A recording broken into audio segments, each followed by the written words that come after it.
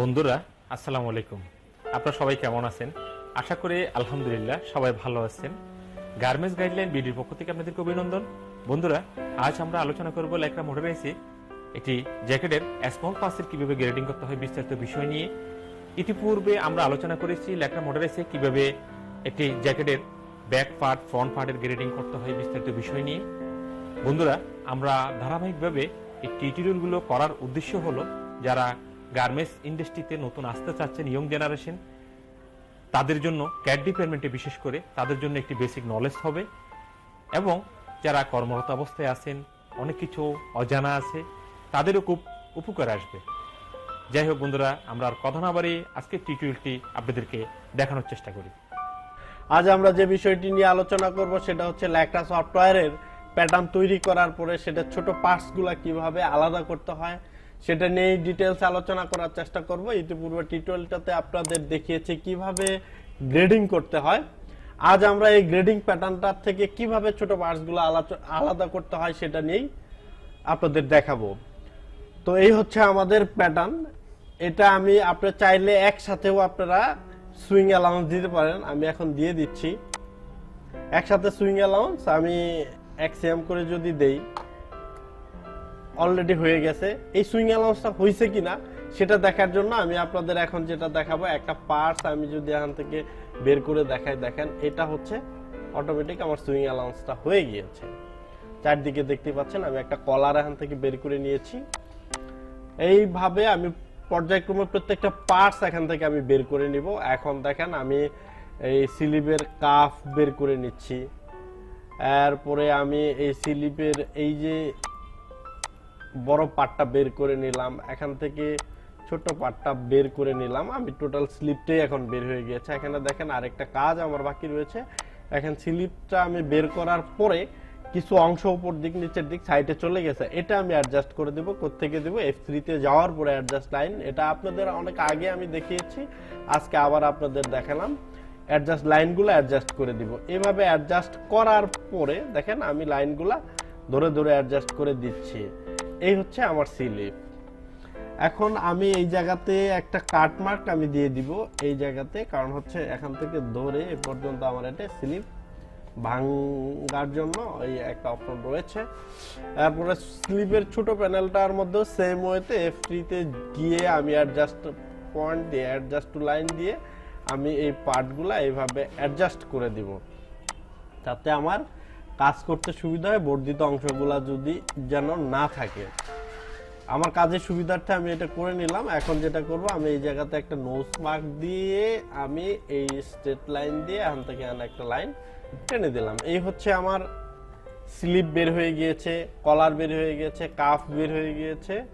এখন যেটা করব সেটা হচ্ছে ব্যাক পার্ট থেকে আমি আসি। দেখেন আমি এই যে ব্যাক পার্টটা এটা আমি মিরর করে নিব। মিরর করে নিতে হলে আমাকে যেটা করতে হবে, এই যে দেখেন এখানে মিরর অংশ রয়েছে, এই যে এক্স সিমেট্রি আমি এটা দিলাম। দেওয়ার পরে আমি পুরাটাই যদি মিরর করতে চাই এভাবে সিলেক্ট করে নিয়ে পরের লাইনটা সিমেট্রাইজ ওয়াই দিয়ে আমি এই পাশে যদি ক্লিক করি, দেখেন অটোমেটিক এটা ফোল্ড হয়ে গেছে, পুরো ব্যাক পার্ট হয়ে গিয়েছে। এখন আমি দেখেন এখান থেকে যদি ইয়োকটা আলাদা করি, কপি করে নেই, তাহলে আমাকে এই যে আপনাদের দেখিয়েছে এই যে এটা সেম, এটা সিলেক্ট করে আমি এইভাবে এই যে ইয়োকটা কপি করে নিলাম। এরপরে আমার কাজের সুবিধাটা আমি আরেকটা কাজ করব, সেটা হচ্ছে ধরেন আমি এই জায়গাতে একটা কাট মার্ক দিয়ে দিলাম। সেম ওয়েতে আমি মিডল পয়েন্টের এই পাশে আরেকটা কাট মার্ক দিয়ে দিব, যাতে দুটো পার্ট আমি একসাথে জয়েন করতে পারি। এটা আমি উঠায় দিলাম। দেখেন এখন এটারে যদি আমি মাঝখানের প্যানেলটা যদি আমি বের করে নেই, সিম করে নিলাম, সাইডের প্যানেলটা সাইডের প্যানেলটা দুইটা পার্ট সহ ধরে ফেলেছে।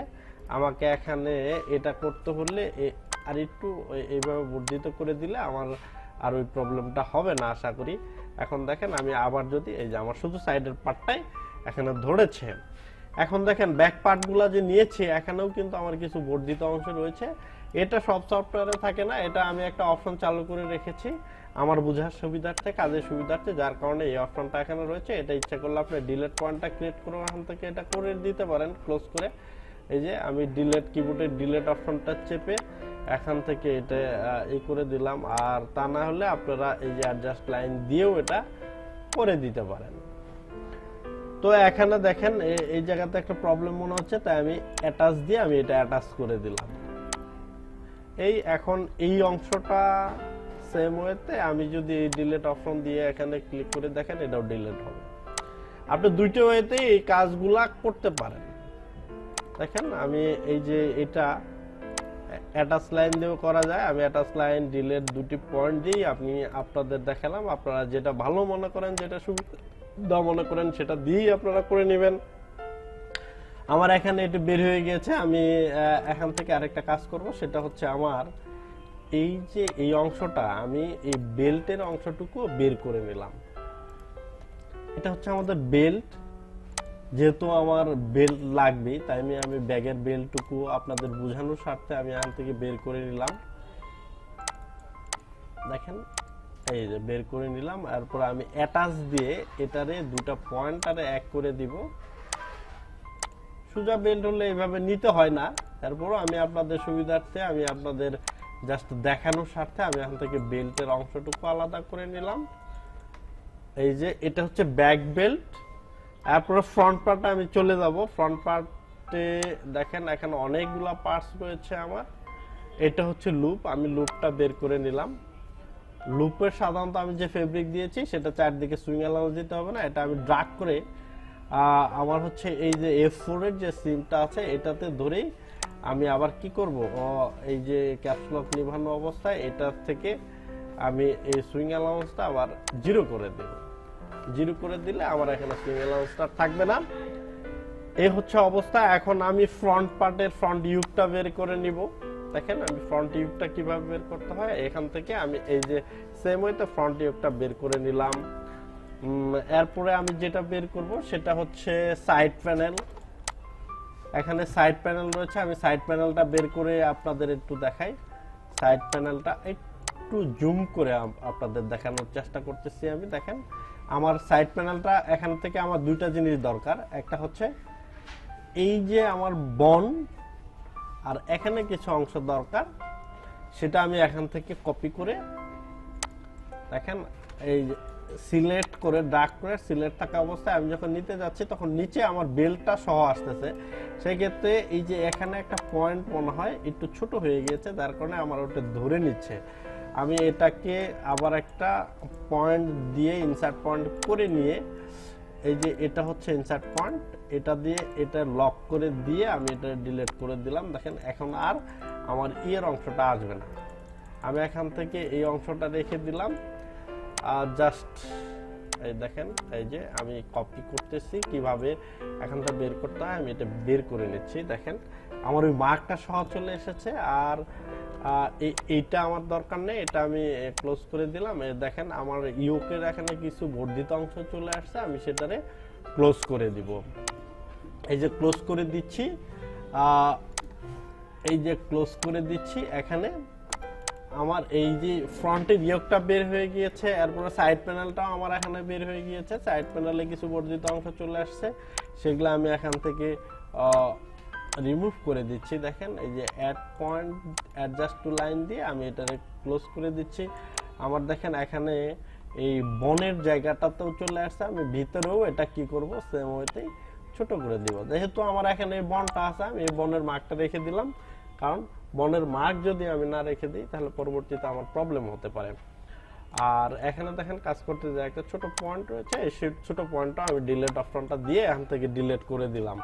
এখন যেটা করব আমি সাইড প্যানেল বের করে নিয়েছি, মিডল প্যানেলটা বের করে নিব। মিডল প্যানেলের সাথে আমার অনেকগুলা কাজ রয়েছে। এখানে দেখেন আমার পকেটটাও রয়েছে, আমি পকেটটা সহ সিলেক্ট করে মিডল প্যানেলটা আমি এই যে ড্রাগ করে নিলাম। দেখেন এই যে আমি এভাবে ড্রাগ করে নিয়ে আমি এইভাবে নিয়ে নিলাম, আপনারা দেখতে পাচ্ছেন। দেখেন এখন এই যে আমার মিডল প্যানেলটাও চলে আসছে, পকেটটা সহ চলে আসছে।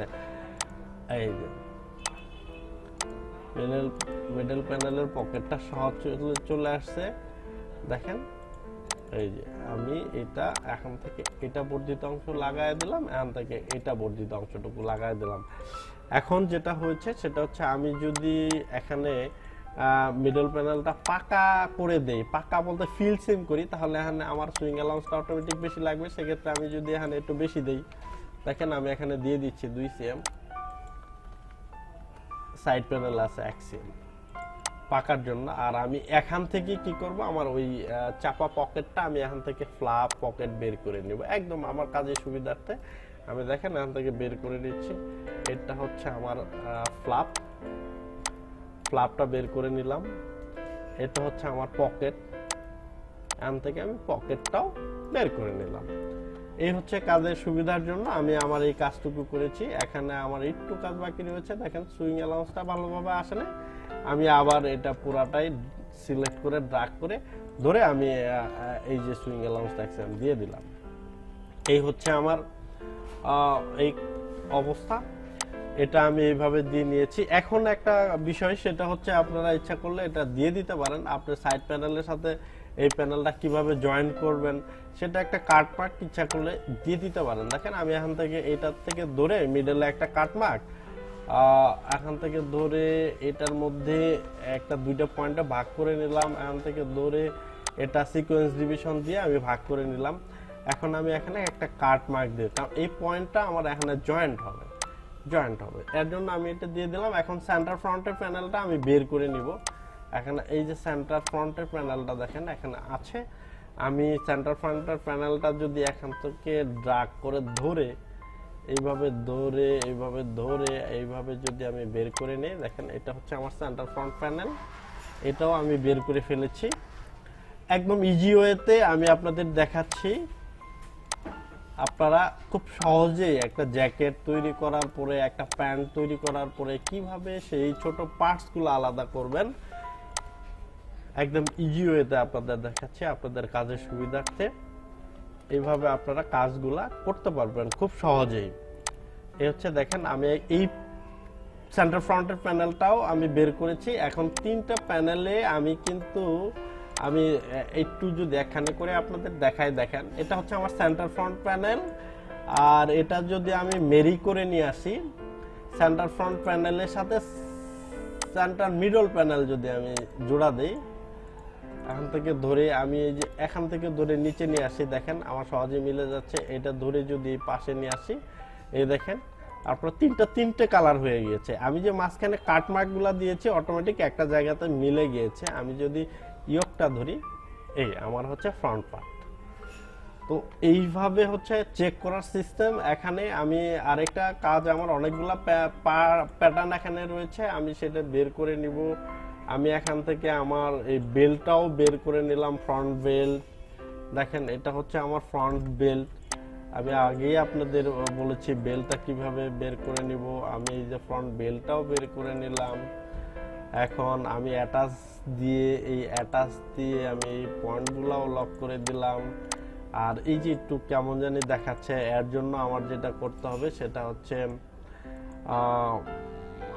দুটি লাইনকে সোজা করার জন্য এই যে অ্যালাইন টু পিটিএস দিয়ে আমি এখান থেকে ধরে এটা সোজা করে দিব। দেখেন আমি এটা সোজা করে দিয়েছি।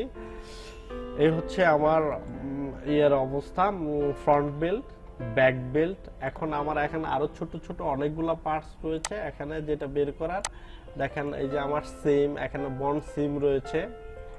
আমি এটা হচ্ছে বন্ড সিমটা যদি আপনাদেরই করি, এরপর আমার পকেটটা রয়েছে। আমি এখান থেকে ড্রাগ করে ধরে এই পর্যন্ত আমি পকেটটা সহ বের করে নিলাম, কারণ ডেনিম প্যান্টের ডেনিম জ্যাকেটগুলো সাধারণত ভিতরে পকেট হয়। সেই পকেটের প্যাটার্নটুকু আমি এখান থেকে বের করে নিয়েছি। এটা সেমের প্যাটার্ন, এটা সেমটাও বের করে নিয়েছি। মোটামুটি আমার পার্টসগুলো বের করা হয়ে গিয়েছে।